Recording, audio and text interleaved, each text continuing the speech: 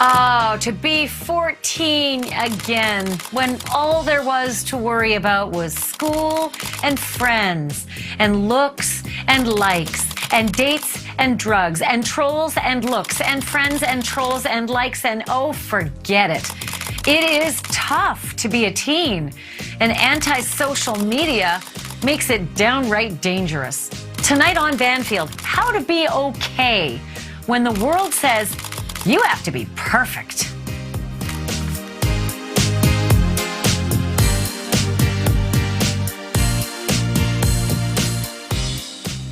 Hello and welcome to Banfield. Humans, especially young humans, have cared about their appearance and popularity for as long as there have been other humans.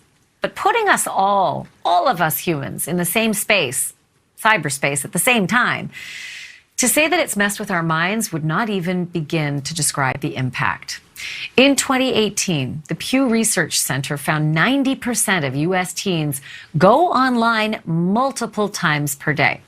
45% say they are online, quote, almost constantly, which could be a problem even if the content they were exposed to were wholesome. LOL. You don't need me to tell you that much of the content tells young people, especially young women, that they are too fat, or they are too thin, or they are too fake, or they're not pretty enough. And so many people try to get thinner or thicker or prettier or even perfect. And sometimes they die trying. But yet these social media platforms continue to offer, filter after filter. And so when we come back, Amelia, your song is called Filter Free, as I understand it, right? And this is a mission for you to try to encourage so many of the women that Tara was just talking about to cut with the filters already. Let's just be who we are. I want to ask you a little bit about it, and then I want to ask you if you think if it's succeeding. That's the bigger question, right? We are back in just a moment.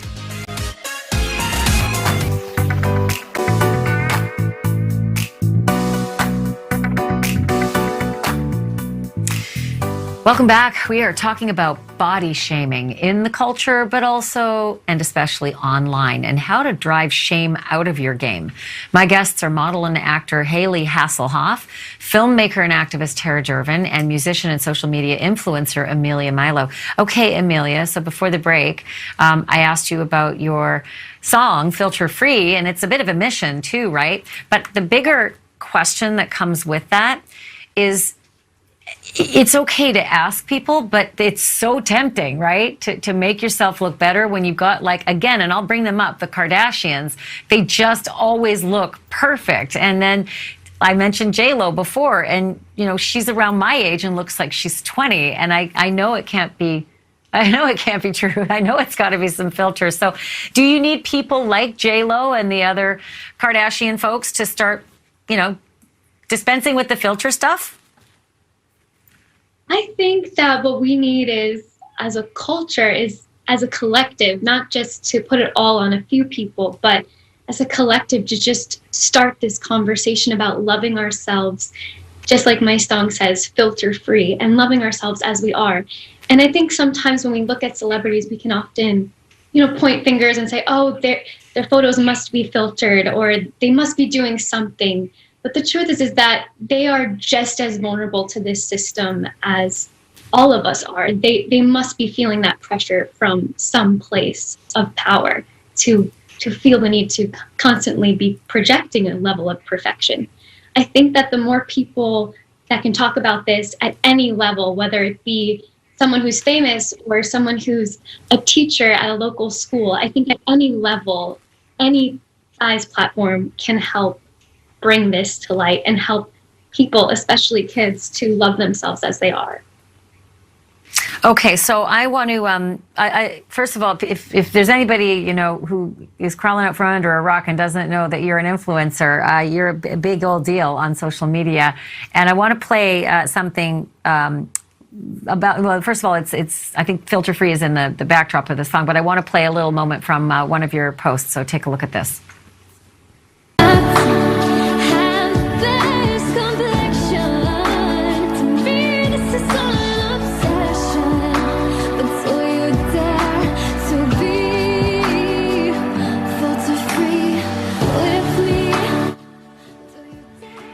dare to be filter free. I love the lyrics, and I think it's really altruistic. I'm wondering, Amelia, if you think it's possible, if we're looking ahead, is it really possible to get people to just stop with the crap? I think it is. I do believe that we can all see past all of the superficial things that have taken place online, both online and in real life. And I think it is possible. I think it really just starts right here. The fact that we're having this show today with all of you beautiful women talking about loving ourselves and loving all people just as they are is the first step in the right direction. I think that conversations are happening, and it definitely is possible. So all the positive messaging, it's fantastic. I just know that sometimes the social media is stronger. I mean, it's meaner and it's tougher, and it can really get down the toughest people, right? Even if you've got like Teflon outer shell, we're all human, and it hurts, you know? So how do you think folks who aren't like you, I mean, you're pretty seasoned at social media now, you're an influencer, this is something you do on a regular basis. What about just the 14-year-old girl who's not used to it yet? How is she supposed to handle it? That question right there actually really scares me, because social media is kind of like the Wild West. It's just makes you open to everything and everyone at any moment. And there's a lot of pressure on social media, but there's also a lot of cyberbullying. So I do fear that if a certain internet troll starts to talk to and attack a child, what that could lead to. It does scare me. And I have been putting myself out there online for some time, but even I have to remind myself to take a step back and to have a thick skin when certain comments come into the fray, or certain DMs or certain messages. For example, even when I released my song Filter Free, I got so many wonderful comments when I stepped out and shared this message, and people said that they felt so seen by the message. But I also got a few DMs from, haters or online trolls telling me, why are you spreading this message? I don't want to see your scars. I don't want to see this. What are you doing? And thankfully, I'm at an age now, at a maturity level now, where I can look at that and think, okay, I'm not going to internalize that. But I do fear for children, for kids that might be receiving messages like that. I think my best advice is to know that people that are saying those messages, they're probably going through so much pain in their own life that they feel the need to project it onto someone else, and to not internalize that hatred, and to just know that they are beautiful. And Sumer, before I start doling out, why is this happening and why can we change this and this is terrible, maybe it's my fault because I'm watching the shows and I'm buying the dresses and the makeup and the anti-aging. Is it up to us, effectively, not to complain, but to stop behaving as the consumer that propagates the industries? Yeah, definitely.